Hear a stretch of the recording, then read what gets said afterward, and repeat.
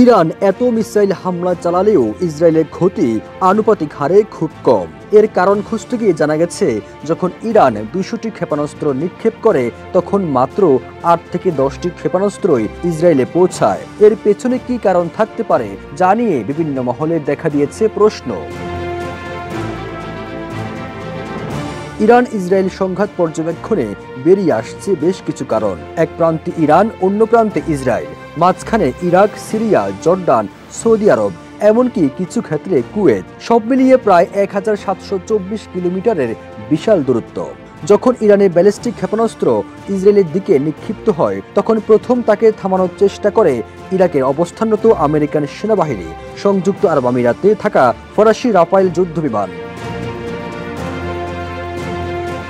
যদি ইরানি ক্ষেপণাস্ত্র এই আধুনিক প্রতিরক্ষা ব্যবস্থাগুলোকে ফাঁকি দিতে সক্ষম হয় তখন তাকে থামাতে আসে জর্ডানের বিমান বাহিনী এবং আমেরিকান ঘাঁটি। একই সাথে সাইপ্রাস থেকে উঠে আসা ব্রিটিশ রয়্যাল এয়ার ফোর্সের টাইফুন ও F-35 যুদ্ধবিমান। এ সকল প্রতিরক্ষা স্তর পার হয়ে গেলেও তাকে থামাতে এগিয়ে আসে ইসরায়েলের বহুস্তরীয় বিমান প্রতিরক্ষা ব্যবস্থা। এই ঈদে জামা জুতো অ্যাক্সেসরিজের ডিসকাউন্ট। অ্যারো-3 ২০০০ কিলোমিটার দূরে থেকেই মহাকাশের ক্ষেপণাস্ত্রকে ধ্বংস করার চেষ্টা করে। এরপর অ্যারো-2 যদি ব্যর্থ হয় তাহলে এই সিস্টেম ১৫০০ থেকে ৫০০ কিলোমিটার দূরে ফাঁক পেতে অপেক্ষা করে। এরপর রয়েছে ডেভিড স্লিং, যেটি ৩০০ কিলোমিটার থেকে ৪০ কিলোমিটার পর্যন্ত রেঞ্জে ক্ষেপণাস্ত্রকে ধাওয়া করে।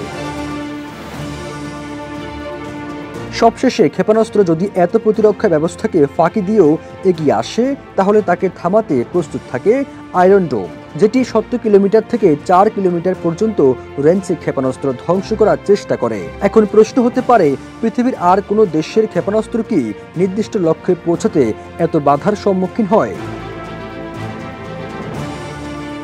মনে রাখতে হবে, ইরানের এই ব্যালিস্টিক ক্ষেপণাস্ত্রগুলো তারা নিজেরাই তৈরি করেছে, কিন্তু এগুলোকে প্রতিহত করতে যেসব প্রতিরক্ষা ব্যবস্থা কাজ করে সেগুলো বিভিন্ন উন্নত বিশ্বের দেশগুলোর সর্বোচ্চ প্রযুক্তির ফসল।